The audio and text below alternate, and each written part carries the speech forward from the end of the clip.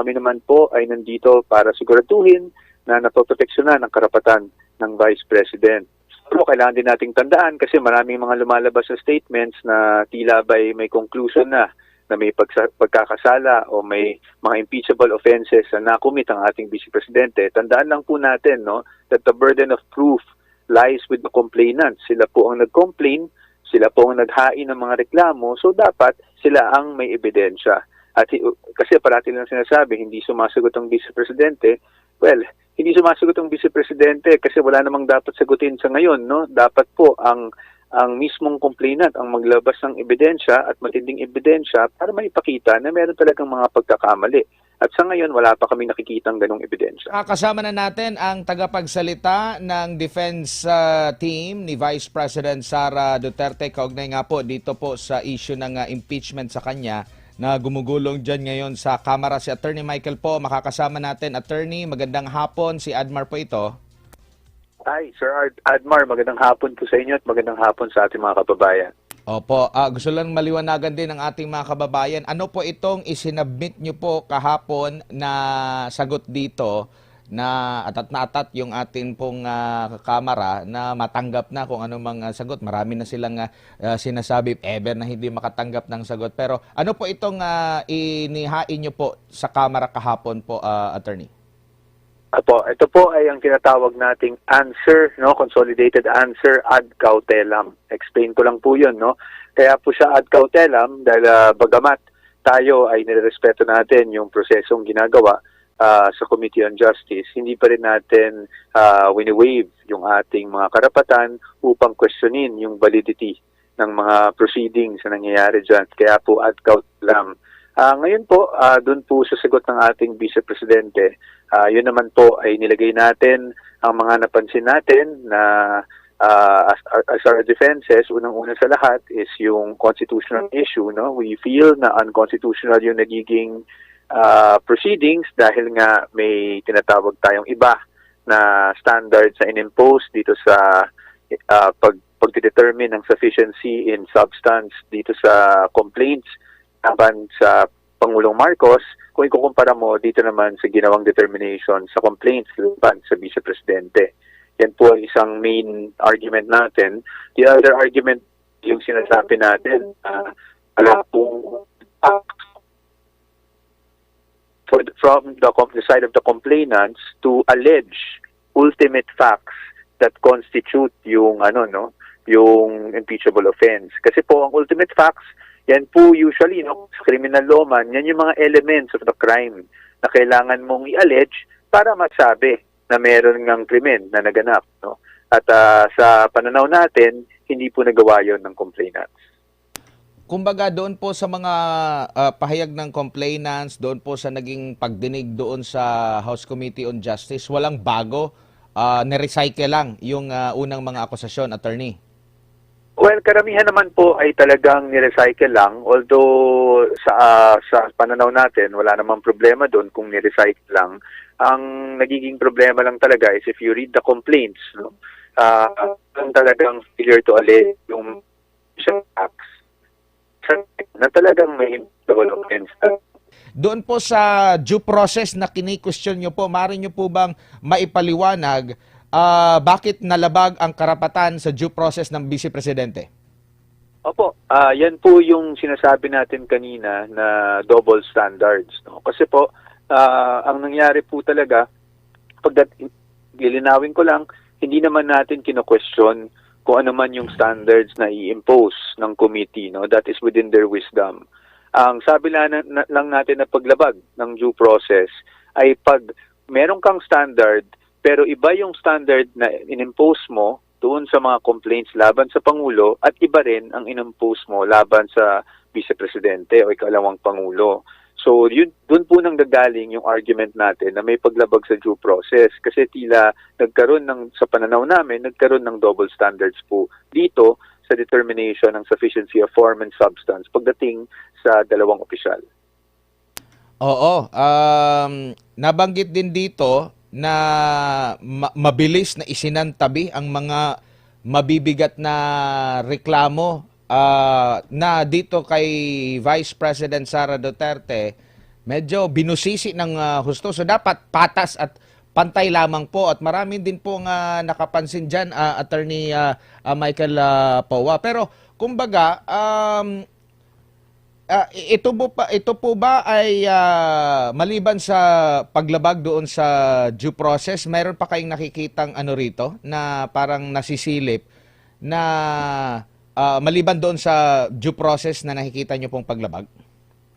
Well, yun po yung nasabi natin kanina, no, na nung ginagawa natin ng sagot ng Vice Presidente, napakahirap para sa kanya na sumagot dahil wala namang concrete and cohesive recital of facts para sabihin na meron siyang naging pagkakamali o pagkasala that it will rise to the level of an impeachable offense. So, sinasabi nga nila, bakit gano'n? Bakit parang hindi na naman sinagot ng Vice Presidente? Well, unang-una sa lahat, no, wala nga pong recital of ultimate facts. Kaya para sa aming pananaw, wala nga kailangan sagutin dahil hindi nga yung allegation ay incomplete. No? Hindi po nasasabi doon kung bakit nila, based on dun sa mga salaysay nila, bakit nila sinasabi na may impeachable offense laban sa Vice Presidente. For example, para lang klaro po yung ehemplo natin, no? Kasi napaka-technical ng ultimate facts, no? Mga abogado lang nakakaintindi. So, for example, meron sila doon sa isang complaint, sinasabi na doon that the Vice President committed plunder through conversation. No? May elemento po ang plunder. No? Ang mga elemento ng plunder, for example, is, syempre, sasabihin mo that she was able to amass, no, ill-gotten wealth or appropriate amounts of money for personal gain.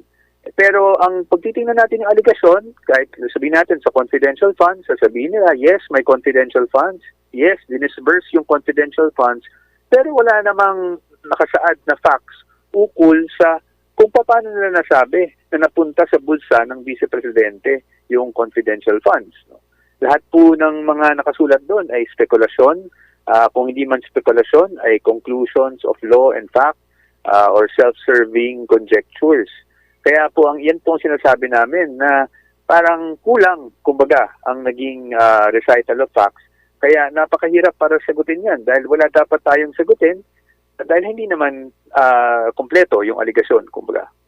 Opo, at sa pahayag naman po ng ni Congressman Terry Redon sa kanilang panig, ang sinabi po niya na bigo raw pong sagutin ng pangalawang Pangulo yung mga allegation at sa inyo naman po sa panig ni VP Sara, bigo naman itong mga complainants na tumbukin. Ano bang nagawang kasalanan? Eksakto po. Well, unang-una sa lahat, respeto pa rin po natin, no, ang opinion ng lahat ng ating mga lawmakers at bumubuo ng Kamara Representante. Pero yun po ang pananaw namin na bigo po silang matukoy kung ano ba talaga yung ginawa niyang mga mali o mga acts na sabing naging impeachable offense na ang mga ito. Nabanggit niyo rin po dito yung issue po kay Ramil Madriaga, yung nagpapakilala na associated sa pangalawang Pangulo na ito'y sa kabila po ng mga previous na mga pahayag like kagaya doon sa pagbisita, no? Sinasabi nilang binisita daw ni Vice President Sara Duterte, pero sabi naman po ng DILG na walang nangyari, iba yung binisita raw, wala namang CCTV. Tapos yung threat naman, kahit na sinabi ng BJMP, ay hindi, nagkaano lang ito, nagkabanggaan habang nagpapainit sila ng araw, nagkabanggaan, masama yung tingin, doon lang nagumpisa. Parang pinapalaki nila yung issue at hindi nila pinapakinggan yung side din naman ng ng authority din po, attorney. Opo, well, doon po sa sinasabing threat, I don't want to comment on that and I don't want to speculate, no, kasi hindi ko talaga alam yung facts na nangyari dyan sa threat. At tayo naman din po, gusto din naman natin na sana ay safe, no, lahat ng tao, including si Mr. Madriaga, lalong-lalo na gusto po nating makross-examine kung ito ay magtuloy-tuloy sa Senado, gusto po nating makross-examine si Mr. Madriaga para po mapatunayan namin na wala pong katotohanan yung mga sinasabi niya laban sa Vice Presidente sa kanyang affidavit. Pangalawa, pag titingnan natin yung affidavit niya, talagang unsubstantiated po yung mga claims niya, no? Wala pong mga attachments, walang kahit ano nagpapatunay dun sa mga naging pahayag niya at salaysay niya sa kanyang affidavit. So sa atin, no, nakita naman natin, nag-file na ng kaso na perjury ang Vice Presidente laban sa kanya. So gusto din naman natin na safe po siya para ngayon ay mapakita natin sa taong bayan na pawang kasinungalingan yung mga sinasabi niyang naging koneksyon niya, relasyon o anumang trabaho ang ginawa niya para sa Vice Presidente. Opo, mayroon po unang pahayag ang pangalawang Pangulo na fishing expedition lamang po dahil hindi nga tumbok, no? After sakali man po, no, kasi meron din silang request din po, no, na merong ipasubpina na mga dokumento. Sakali pong umusad at same pa rin na senaryo noong naghain sila. Kumbaga, una muna, nakikita nyo po rin po ba na magkakaroon pa ng patas sa hinaharap? Diyan muna sa Kamara, at if ever naman po na umusad, aprubahan ng nakararaming mga kongresista yung impeachment, muli po ba kayong dudulog sa Supreme Court ukol dito?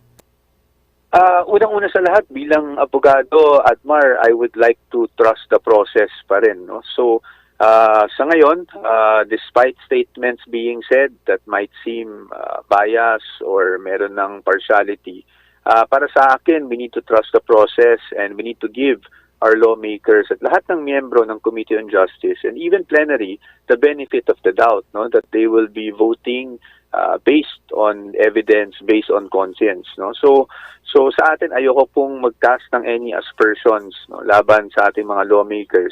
Pero handa naman tayo kung sakaling dumating to sa punto, pupunta tayo sa Senado para sa isang trial. Dahil doon naman talagang labanan po nito, no, sa Senado. Ngayon po, pagdating naman sa issue kung may idudulong tayo sa Supreme Court, hindi pa po, of course, that's always a possibility, pero wala pa po ako masasabing definite sa ngayon. Siguro malalaman na lang natin kung makapag-desisyon talaga kami na merong talagang malaking bagay na dapat idulong sa Supreme Court, gagawin po natin. Doon naman po sa mga sinasabing mag-issue ng subpoena, yan naman po ay may powers under the rules ng House, no? May powers mag-issue ng subpoena. Pero kung naayon man o hindi sa batas yung subpoena, yan po ang titingnan naming mga abogado ng ating ikalawang Pangulo. Titingnan natin kung tama ba yung laman ng subpoena, titingnan natin kung naayon sa batas, at titingnan natin kung wala namang karapatan ng ikalawang Pangulo ang kumbaga in English nai-infringe, no, dahil dito sa mga subpoena na to. But right now, I don't want to speculate, masyado pang maaga kasi wala pa namang subpoena na ni-issue. And I don't want to cast any aspersions against the Committee on Justice. Opo, after po nitong inyo pong pag-submit, ano pang inaasahan ninyo na hihilingin ng Kamara po sa inyo after dito? Pahaharapin na po ba? O ano pa ang ina-expect nyo po, Attorney? May mga narinig ako na magkakaroon ng mga hearings, magkakaroon daw ng mini-trial. Although, siyempre po, ang posisyon natin ay hindi mini-trial yan. Kasi under the rules, ang mga abogado ng Vice Presidente hindi pwede mag-cross-examine, no? So, sa amin hindi yan mini-trial. Ang trial talaga ay nasa Senado dahil sila naman ang talagang impeachment court, no? So, abangan lang natin ang mga pangyayari. Kami naman po, nakasubaybay din kami sa mga developments. Siguraduhin lang natin na maprotektahan natin ang mga karapatan ng Vice Presidente. Opo, dito po sa complaints na umusad po, wala naman po kayong pag-question, lalo na yung doon sa issue ng one-year bar rule? Sa ngayon po, of course, those things are always on the table, pero sa ngayon po, wala pa po kaming planong idulong. Yan po ay mga bagay na imo-monitor muna natin, and if there's a need, of course, as lawyers, we will be the ones to advise the Vice President kung may kailangan man tayong idulong. Opo. Siguro bilang panghuli na lang po, Attorney, mensahe nyo na lang po, lalo na po sa mga naniniwala, nagtitiwala, mga supporter po ni Vice President Sara Duterte na naririnig nila itong mga issue pong ito, nagaganap ngayon sa gitna po ng krisis na kinakaharap ng ating bansa po. Opo, maraming salamat po. No? Unang-una sa lahat, nagpapasalamat po kami. Kahit po kami ay mga abogado lamang ng ating Vice President Sara Duterte, nagpapasalamat po kami sa lahat ng suporta na ibinibigay niyo sa kanya. Kami naman po ay nandito para siguraduhin na napoproteksyonan ang karapatan ng Vice President. At pero kailangan din nating tandaan kasi maraming mga lumalabas sa statements na tila ba'y may conclusion na may pagkakasala o may mga impeachable offenses na nakumit ang ating Vice Presidente. Tandaan lang po natin, no, that the burden of proof lies with the complainant. Sila po ang nag-complain, sila po ang naghain ng mga reklamo, so dapat sila ang may ebidensya. At kasi parati lang sinasabi, hindi sumasagot ang Vice Presidente. Well, hindi sumasagot ang Vice Presidente kasi wala namang dapat sagutin sa ngayon, no? Dapat po ang mismong complainant ang maglabas ng ebidensya at matinding ebidensya para maipakita na meron talagang mga pagkakamali. At sa ngayon, wala pa kami nakikitang ganong ebidensya. At ang aligasyon, hindi na ibig sabihin katotohanan, lalo na kung walang ebidensya po, Attorney. Tama po. Ang aligasyon is never the truth unless backed up by evidence. Attorney, maraming salamat po sa inyong oras at panahon. Sa ulitin po, ingat po kayo. Sa ADMAR, maraming salamat din po at magandang hapon po sa ating mga kababayan. Si Attorney Michael Powa, ang tagapagsalita po ng defense team ni Vice President Sara Duterte.